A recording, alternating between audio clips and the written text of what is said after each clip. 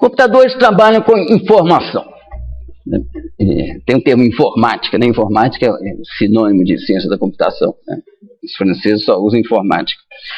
O que é informação, gente? Informação é uma coisa de difícil definição. Você tem uma coisa que está num objeto, que é o objeto suporte da informação, que diz alguma coisa que está sobre outro objeto, evento ou qualquer coisa, tá bom?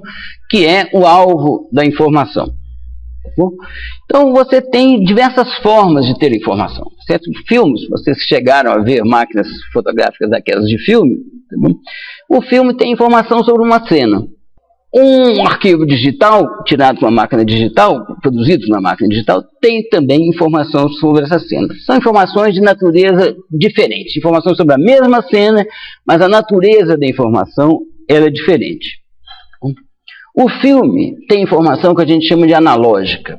Uma informação analógica é uma informação que a modificação produzida no objeto suporte da informação tem um relacionamento físico com o objeto-alvo da informação. Bom, uma informação simbólica não, são letras, números, certo? Que não tem relacionamento direto com a forma do objeto, tá bom? Do objeto-alvo. Então, olha aqui, gente, isso aqui é um filme, negativos de filmes, tá bom? Vocês podem distinguir aqui embaixo aqui aquela ópera de Sidney, aqui nesse que está aqui, tá bom? O que aconteceu, gente? O fotógrafo tinha esse filme lá na máquina dele, apertou o obturador, abriu um pouquinho ali o obturador, entrou um pouco de luz, que entrou pela objetiva e impressionou o material fotossensível que é depositado sobre o filme. Bom, impressionou conforme a intensidade da luz e conforme a cor da luz. Bom, o que significa isso? Aquele material passou a guardar informação sobre a cena no momento da obturação, certo? No momento do clique do fotógrafo. Tá? E informação que tem relação direta, física, com a luz presente no local, no momento daquilo ali. Tá bom?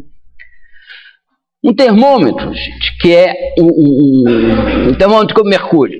Tá bom? Você tem um líquidozinho lá dentro, álcool, mercúrio, qualquer coisa assim, tá certo? Que ele se dilata conforme se a temperatura aumenta e se contrai se a temperatura abaixa. Tá bom? Então ele tem informação sobre a temperatura de uma pessoa, de uma sala, de um forno, de qualquer coisa. Tá bom? Então ele tem uma informação. Essa informação dada pela coluna de mercúrio, tá bom? É informação analógica. Se você coloca uma escala no seu mercúrio, você transforma essa informação, você pode transformar essa informação em informação simbólica. Por exemplo, aqui nós estamos a mais ou menos 65 graus centígrados. Bom, ou seja, 65, eu escrevo 65, tá bom? Ou seja, eu escrevo dois símbolos ali. Escrevo na folha de papel. E essa, enquanto que a informação da altura de coluna de mercúrio é a própria coluna de mercúrio, certo? Ela fisicamente é uma coisa integrada ali, certo? 65 eu posso escrever num papel, posso mandar um e-mail, posso escrever no arquivo Word, posso falar simbolicamente, nós usamos símbolos também na nossa linguagem falada. Bom, são símbolos cuja dependência do suporte é muito menor. Bom, ou seja, é uma coisa que 65 é a mesma coisa escrito no quadro, projetado aqui pelo computador, entendeu? 65 é 65. Tá bom? São esses dois símbolos. Bom, perdeu a noção de acoplamento físico entre a informação e o objeto-alvo da informação. Para você ter a informação simbólica, você precisa de convenções.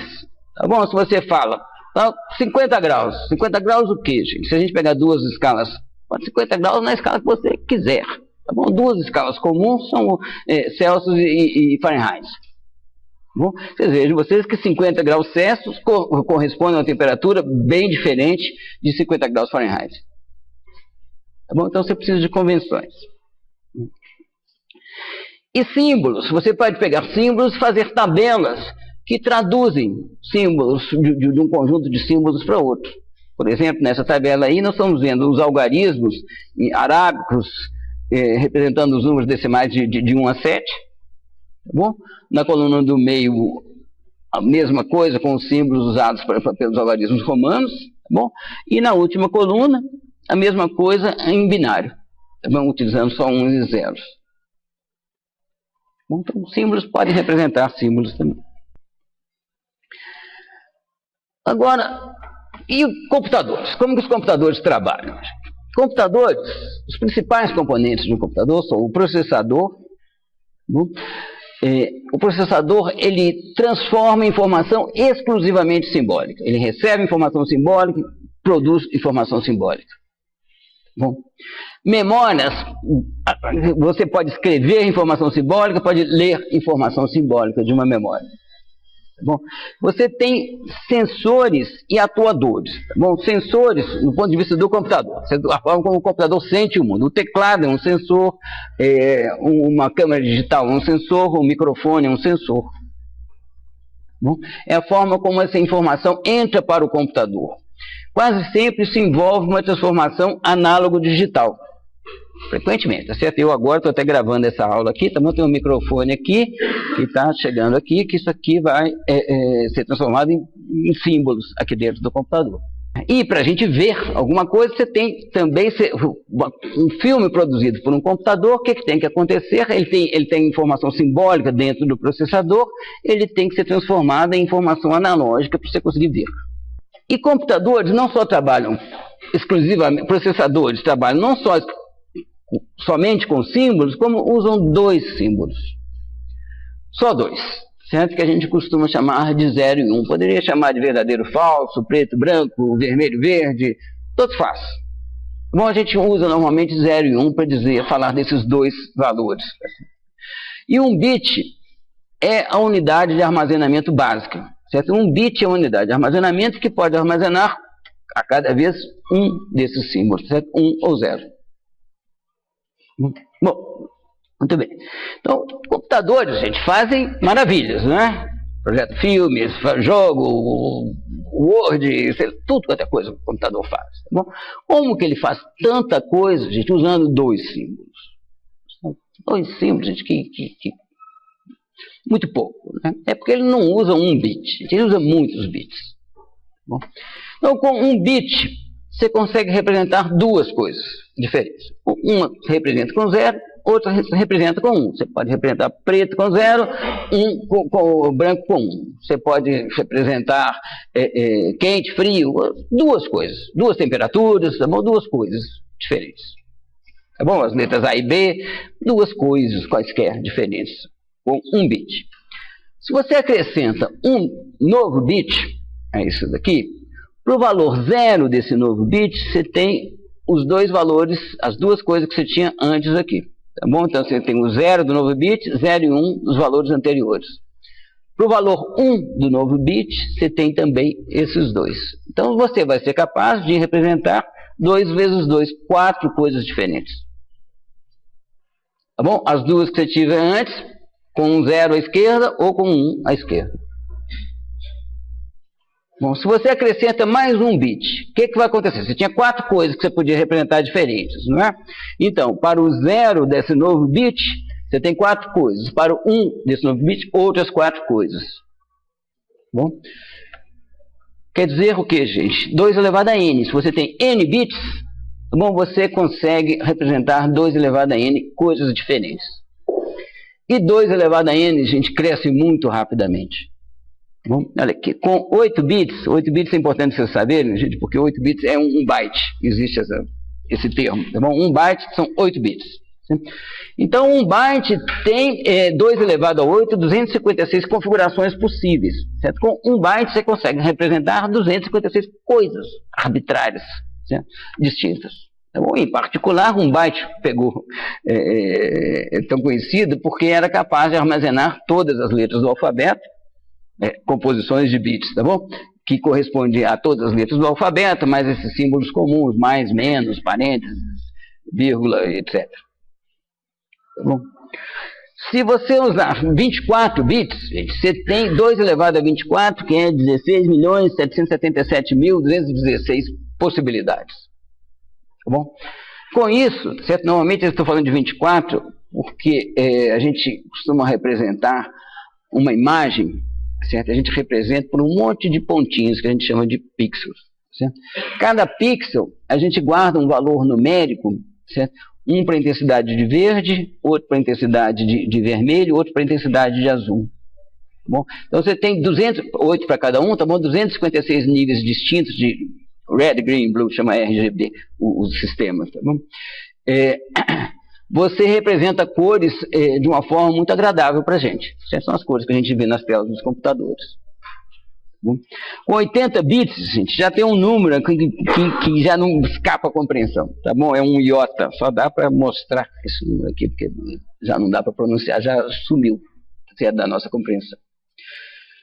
Tá bom, gente? Então, ou seja, com bits, a gente, juntando mais bits, a limitação de 2 símbolos desaparece completamente. Tá bom? A gente representa tantas coisas quanto a gente queira. Bom, aqui só uma questão de cultura aqui, gente, que é esses símbolos, tá bom? Gigabits, megabits, quilo, não sei o que mais, tá bom, gente? Tem uma série de prefixos para isso daí, e eu estou só colocando aqui para chamar a atenção de vocês, que eles têm significados, tá bom?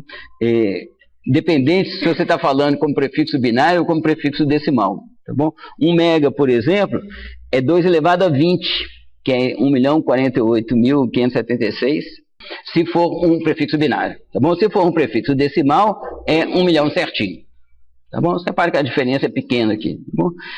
Mas de qualquer forma, se você estiver sendo muito exigente, se alguém falar assim, petabytes de disco, ou terabytes de disco, você pergunta, uma terabyte, em decimal ou em binário? Porque pode dar uma pequena diferença entre as duas coisas, entre as duas interpretações.